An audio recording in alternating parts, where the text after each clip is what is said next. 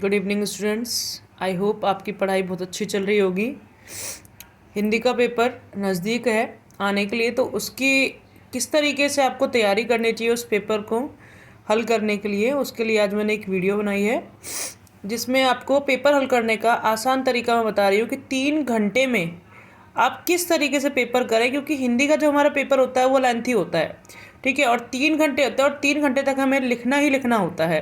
तो आप इस समय 60 नंबर एक साइड हैं और 20 नंबर एक साइड है, तो हमें पहले 60 नंबर पे फोकस करना है। तो आप अगर समय को मैनेजमेंट करके चलेंगे समय का, तो आप पेपर को आसानी से हल कर पाएंगे। देखिए कैसे। 60 नंबर में क्या क्या आने वाला है। सबसे पहले हम अपठित गद्यांश जो हमारा आएगा वो करेंगे, जो हमारा 5 नंबर का रहेगा। उसके बाद अपठित पद्यांश आएगा, कविता वाला जो हमारा होता है उसको करेंगे, वो भी 5 नंबर का है। तो 10 नंबर तो यही हो गए हमारे। उसके बाद पठित गद्यांश, आपकी बुक्स में से जो पठित गद्यांश होते हैं आप उसको पढ़ेंगे, क्योंकि यहाँ पे हमें समय कम लगने वाला है। ये हमारे पढ़े हुए हैं तो यहाँ हम समय कम लगाने वाले हैं। तो 5 नंबर का हमारा गद्यांश हो गया, 5 नंबर का पद्यांश हो गया। उसके बाद हम आएंगे इन गद्यांश पद्यांश के नीचे दो दो उत्तर होंगे। जैसे कि पठित गद्यांश पढ़ेंगे, उसके नीचे गद्य के उत्तर होंगे, 2 प्रश्न होंगे, उनके 2 उत्तर लिखने हैं। ठीक है, आपको 2 क्वेश्चन है गद्य के, उनके आंसर लिखने हैं। और इसी प्रकार से जब पठित पद्यांश आप पढ़ोगे उसके नीचे पद के 2 क्वेश्चन होंगे। टोटल 4 हो जाएंगे आपके। ठीक है, 2 गद्य के 2 पद के। 1 नंबर का 1 क्वेश्चन है तो 4 नंबर आपके ये हो जाते हैं। उसके बाद में हम करेंगे व्याकरण पक्ष हल। व्याकरण में क्या है कि पद परिचय, अलंकार, वाक्य भेद, वाच्य। अगर आप इनको डीपली पढ़ के आए हैं घर से, तो एक बार अगर आप जब इनको गौर से देखेंगे, प्रश्नों को पढ़ेंगे इनके, तो आपको उत्तर अपने आप ही आ जाएगा इनका। तो ये भी हमारा एक इजी पार्ट रहेगा अगर हमने ढंग से समझे हैं इनको। और आपने अगर ये नहीं पढ़े हैं तो आप मेरे इस यूट्यूब चैनल पर जाके उनकी वीडियोस देख सकते हैं। उसके बाद हम क्या करने वाले हैं, जब हमारा ये पोर्शन पूरा हो जाएगा, ये पार्ट पूरा हो जाएगा, उसके बाद कोशिश कीजिएगा कि हम इस पार्ट को, मात्र इस पार्ट को आधे घंटे के अंदर पूरा कर सकें। इससे ज़्यादा समय लेंगे तो थोड़ा सा टाइम मैनेजमेंट बिगड़ जाएगा आपका। उसके बाद हमारे पास आते हैं प्रार्थना पत्र।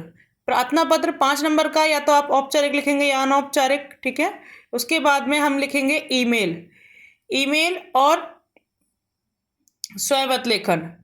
ठीक है, ईमेल और स्वयं लेखन में चॉइस आती है आपके पास। तो आप जो जिसकी तैयारी आप करके आए हैं आप वो लिखें। अगर ईमेल लेखन करके आए हैं तो ईमेल लेखन, और स्वयं लेखन की करके आए हैं तो स्वयं लेखन। ठीक है, वैसे ईमेल लेखन ज़्यादा इजी होता है इसकी तुलना में और कम समय में हो जाता है। उसके बाद विज्ञापन और संदेश, जो भी आप जिसकी तैयारी करके आए हैं, या तो विज्ञापन की या संदेश। देखिए, पेपर के लिए किसी एक चीज़ के लिए कर लीजिए अपने आप को। प्रारूप सबका आना चाहिए, परंतु अच्छे तरीके से तैयारी किसी एक चीज़ की कर लीजिए। उसके बाद आता है आपका अनुच्छेद लेखन। इसको पेपर के सबसे एंडिंग में ही रखिएगा, क्योंकि इसमें सोचना पड़ेगा, आपको समय लगेगा इसमें सोचने में, तो आप इसको सबसे एंडिंग में ही लिखें। उसके बाद ये 20 नंबर, ये 60 नंबर हमारे टोटल हो जाते हैं व्याकरण के मिला के। 20 नंबर में हमारे पास क्या क्या आने वाला है कि 20 नंबर में गद्य, गद्य के हमारे जो हैं क्वेश्चन आएंगे हमारे पास 4, करने हमें 3, यानी 2 नंबर का 1 क्वेश्चन है तो 3 नंबर हमारे 6 के हो गए। ठीक है, 6 नंबर का यहाँ गद्य से हो गया, 6 नंबर का पद से हो गया, टोटल मिला के 12 नंबर हो गया हमारे हाथ में। यहाँ पे भी हमें ज़्यादा सोचना नहीं पड़ेगा, क्वेश्चन हमारे पढ़े हुए आएंगे, विचारात्मक क्वेश्चन अधिक आएंगे। तो ध्यान रखिएगा कि हम कम से कम कोशिश करें कि हम चैप्टर पूरा पढ़ के जाएं, हम कविता पूरी पढ़ के जाएं, क्योंकि क्वेश्चन कहीं से भी आ सकता है। राइटर का परिचय भी पढ़ के जाए, कवि का परिचय, लेखक परिचय, ये भी पढ़ के जाए। उसके बाद आते हैं हम कृतिका में। कृतिका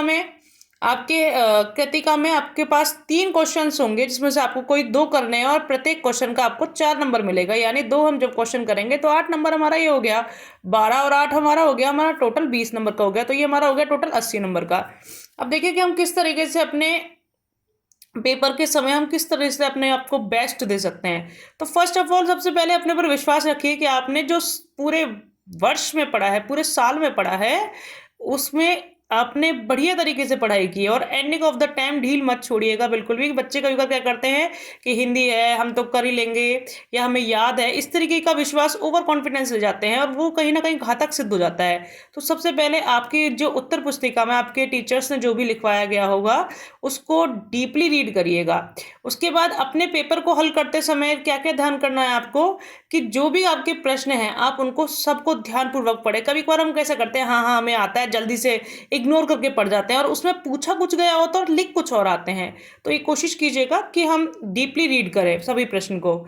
उसके बाद एक ही प्रश्न पे ज़्यादा देर ना लगाएं। जैसे कभी कभी ऐसा होता है कि अपठित गद्यांश में हमें कोई क्वेश्चन एक नहीं आ रहा है, मान लीजिए 5 क्वेश्चन करने हैं, 4 हमने लिख दिए, एक नहीं आ रहा है, तो हम बार बार सेम उस अपठित गद्यांश को पढ़ रहे हैं, 3 बार 4 बार पढ़ रहे हैं, तो उसको थोड़ी देर के लिए छोड़ दीजिए, वहाँ उसका नंबर डाल के कॉलम बना के उसको छोड़ दीजिए और बाकी कर लीजिए। जब पीछे समय बचेगा आप दोबारा उसको रीड कर लीजिएगा और उसके बाद उसका आंसर लिख दीजिएगा, क्योंकि अगर आप इसी पे अटके रहेंगे तो बाकी का समय आपके पास से निकल जाएगा।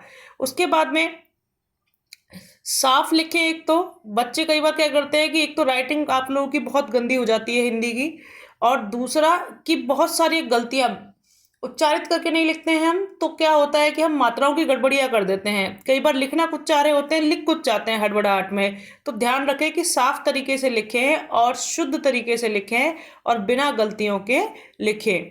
इन सभी तरीकों को अपनाएंगे तो आपका पेपर बहुत अच्छे तरीके से हो जाएगा, निश्चित समय में हो जाएगा। और बाकी आपके पद परिचय वगैरह, वाक्य भेद और अलंकार, इनकी शॉर्ट टिप्स मैंने अपने यूट्यूब चैनल्स पे डाल रखी हैं, आप चाहें तो वहाँ जाके आप उनको देख सकते हैं।